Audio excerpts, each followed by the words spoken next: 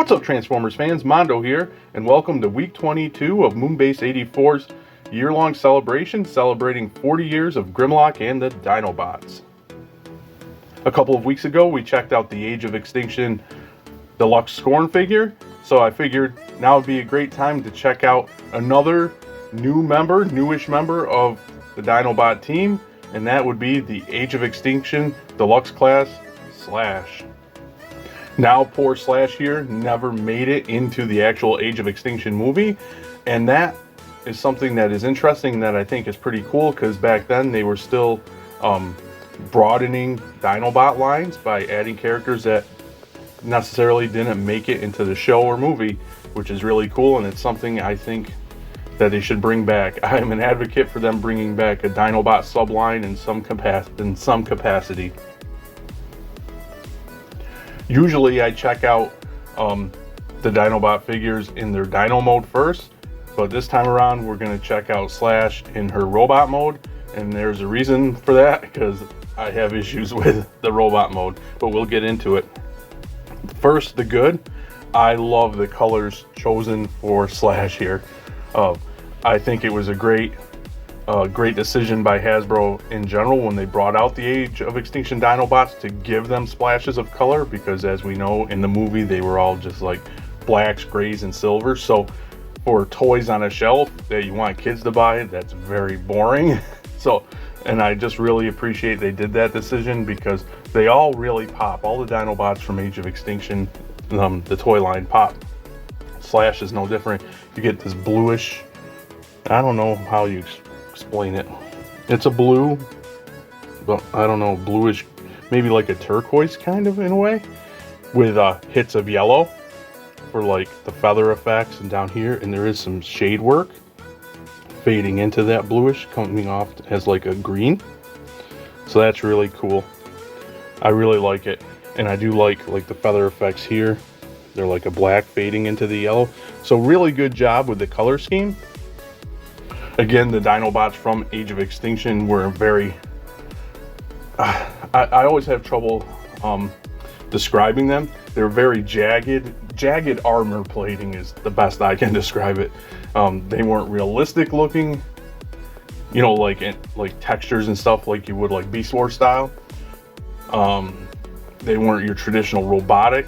They were armored because they were supposed to be knights, and very jagged, very sharp angles and lines. Slash is no different. Even though she wasn't in the movie, she keeps that design. Again, they were knights. So we get the focus. All of them have like a knight, a different kind of like knight warrior head sculpt. As you can see, there's some detail in Slash. There's a little thin red line for her eye, but it gets lost because it's tiny, all the detail. But it gets lost in the black, but you get a nice blue with some ridges for the top of the helmet, if I get it in the camera. And then that jaggedness comes over for like shoulder pads, the jagged armor, big chunky forearms, and then some axe weapons. So yeah, presentation wise in robot mode, I do like this Slash. You get the feet. A lot of people call these style feet. Yeah, this style for their feet as like jester looking. I cannot speak today. But it's knights at the time had weird pointy boots like that, and that's what I chalk it up to. So yes, as I was saying before I forgot how to speak, I like the presentation of Slash. When you get into articulation, that's where Slash falls apart for me. Very frustrating. Kind of like some of the more frustrating Beast Wars figures from back in the day. Just things hit into each other, causing frustration, and we'll take a look at that right now. We'll get rid of her axis, which I have to also note, very rubbery plastic they use, and they used a lot of rubbery plastic on these Dinobots, and I think it's because of all the sharp angles. For toy laws and things, they didn't want kids to get poked, like these feather type you know, pieces are all soft plastic. But yeah, articulation, head does swivel. These can get out of the way for to move, but they still crash, and like I said, everything kind of gets in the way. She does have the gorilla arms. I think I have those on wrong.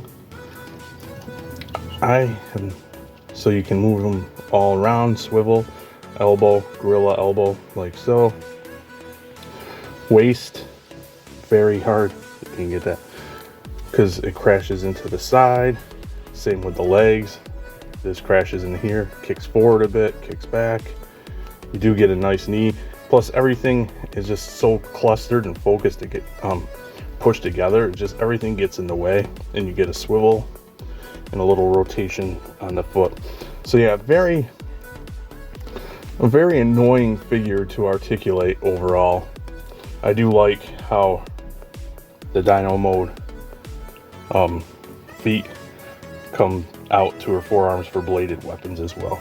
So yeah, while she looks good in robot mode, very messy figure. Okay, so what I'm going to do is transform Slash here into her Dino mode and see if that mode can save my overall enjoyment of the figure. So here we have Slash all transformed up into her Dino Raptor mode.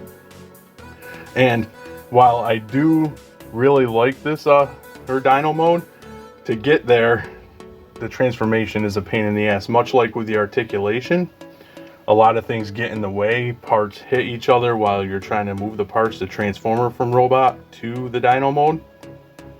The soft plastic pieces get in the way. A lot of stuff get in the way. It's not terrible. I didn't want to like throw her across the room, but it's just something I wanted to point out. It is a bit frustrating, just things clashing into each other.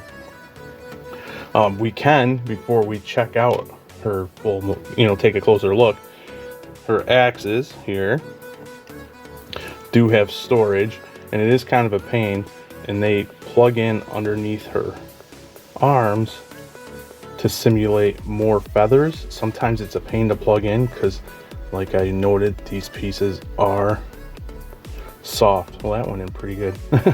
Sometimes they're a pain to get in because it's a softer plastic and you're trying to wedge it in to here. Let's see if I can get this one. Oh, I got it on the wrong way. Let's try again, shall we? There we go. So there's that. Go away, cat. I'm not editing that. So yeah, what I do like, as we are taking a closer look, why is that so loose?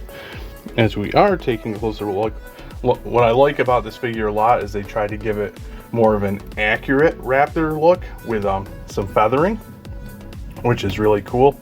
Again, all the feathers, because they didn't want kids to stab themselves, are a softer plastic.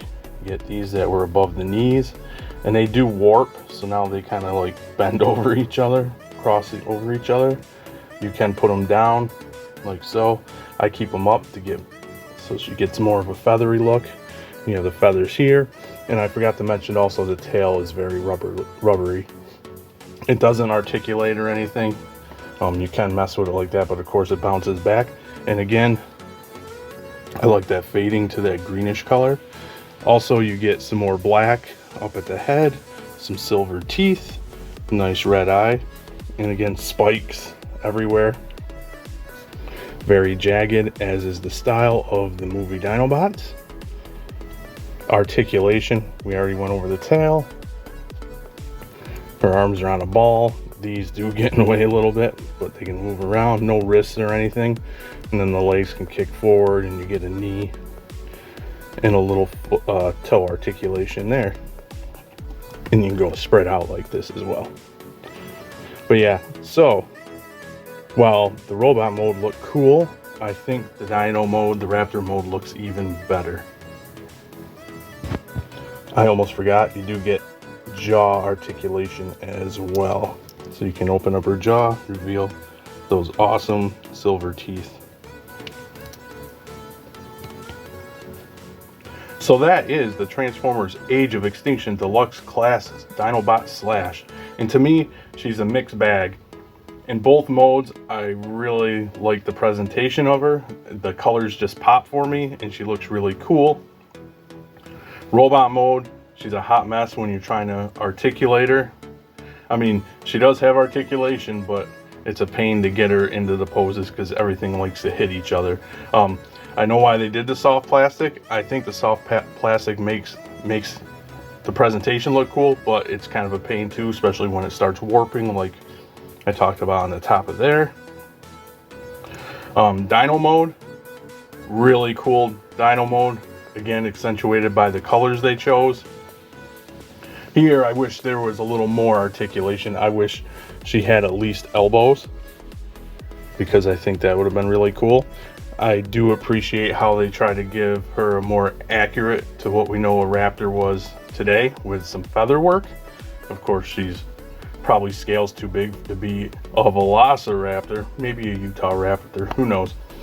But I do appreciate how they try to give her a more current day vibe of what we understand these raptors to have looked like with the feathering.